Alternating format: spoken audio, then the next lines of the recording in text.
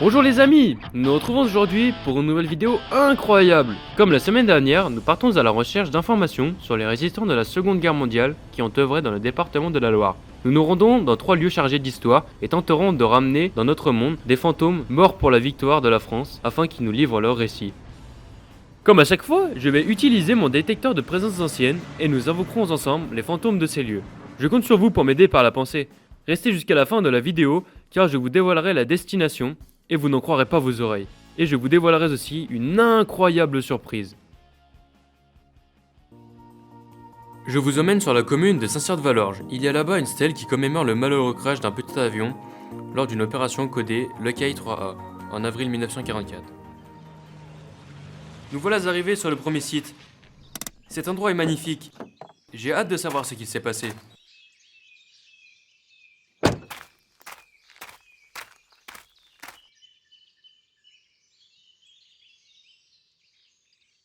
Invoquons ce dénommé Frenchy, qui semble avoir survécu au crash.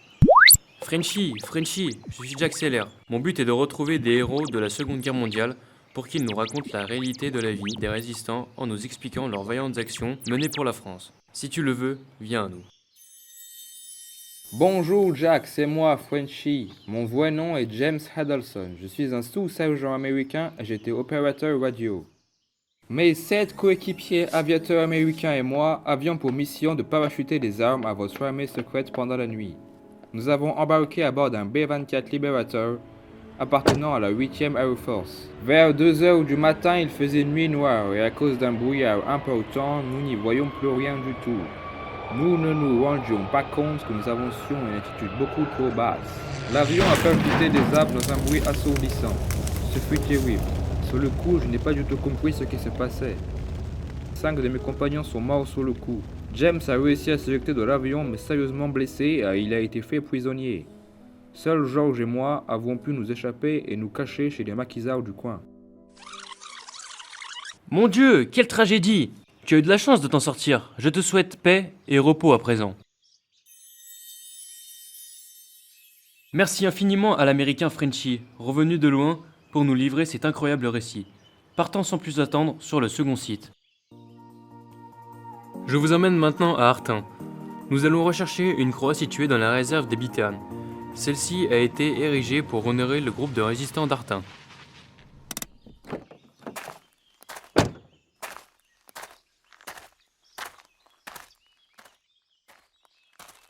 Voici enfin la croix bien cachée sur le sentier dans la végétation. Invoquons le chef du groupe, le comte Guy de Neubourg. Comte de Neubourg, venez à moi nous relater vos actes de bravoure. J'étais à la tête du groupe de résistants dit groupe d'Artain, composé de 6 ouvriers agricoles et moi-même au départ. Je tenais mes terres à disposition pour des parachutages à destination de la résistance. Mes hommes couchés dans l'herbe guidaient les avions avec des lampes dynamo. Nous avons caché les 800 000 cartouches et les 24 fusils mitrailleurs reçus à Biternes, dans un site proche de mon château. Un jour, nous avons appris que les plans de nos dépôts avaient été dévoilés aux Allemands. Nous avons donc décidé d'immerger toutes les armes et munitions dans les 3 étangs du site. Les nuits des 9 et 10 novembre 1942, cela a fonctionné et nous avons pu ensuite les distribuer dans les maquis alentours. En septembre 1943, j'ai été arrêté par la Gestapo. Ma culpabilité n'ayant pu être établie et les habitants d'Artain ayant écrit une pétition, j'ai été relâché.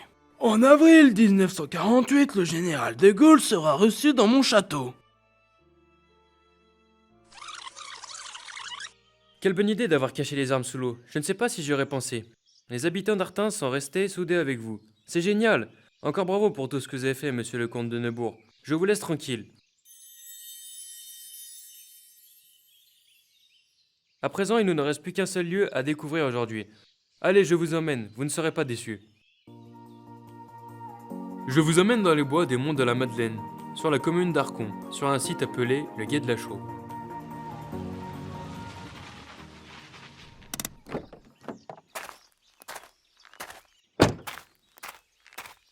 Voici la stèle qui commémore les combats du 22 juillet 1944. Invoquons l'esprit d'un soldat mort au combat ici même. Esprit, je suis Jack Seller. Si tu le veux, viens à nous. Bonjour Jack, je m'appelle Paul Forge. C'était moi le plus jeune du groupe de résistants. J'avais seulement 16 ans quand ce drame est arrivé. Nous étions sous le commandement du lieutenant Parican, responsable du secteur de l'armée secrète de Rouen. Nous nous attendions à une attaque car l'un des nôtres avait été arrêté et risquait d'indiquer notre position aux Allemands. Nous ne pouvions décrocher car un parachutage était attendu. Comme j'étais sentinelle, je devais guetter si l'ennemi arrivait. Le 21 juillet 1944, j'ai repéré des mouvements suspects. Je suis allé donner l'alerte au groupe. Le lendemain, plus de 500 SS et GMM nous attaquaient. Après une longue résistance héroïque, 4 de mes camarades et moi-même sommes morts au combat. D'autres ont été faits prisonniers et certains ont même été déportés. Oh, c'est horrible. Tu étais si jeune pour mourir. Félicitations pour ton engagement et ton courage. Tu as contribué à libérer la France. Tous les auditeurs et moi-même te remercions du fond du corps. Repose en paix. Ce Paul est incroyable. Je ne sais pas si j'aurais eu autant de courage que lui. Ainsi s'achève cette vidéo. J'espère qu'elle vous a plu et que vous en avez appris davantage sur les maquisards légériens de la Seconde Guerre mondiale. Je vous avais promis de vous dévoiler la prochaine destination. Eh bien, accrochez vos ceintures, car nous partons en Normandie, à la découverte d'Omaha Beach. Un lieu extraordinaire pour tout chercheur de fantômes et historien. Vous n'allez pas être déçus. Et voici la surprise, j'ai tourné une vidéo bonus pour mes abonnés intitulée « Sur les traces des résistantes de la Loire ». Retrouvez avec moi les fantômes de Gilberte Dumatray sur la commune de Saint-Romain-la-Motte et de Francine Rivolier à Pouilly-sous-Charlieu, 2 résistantes admirables. Plus de vidéos sur les liens cliquables et sur mes réseaux sociaux. Aimez, commentez, partagez. À la semaine prochaine pour la découverte des fantômes normands.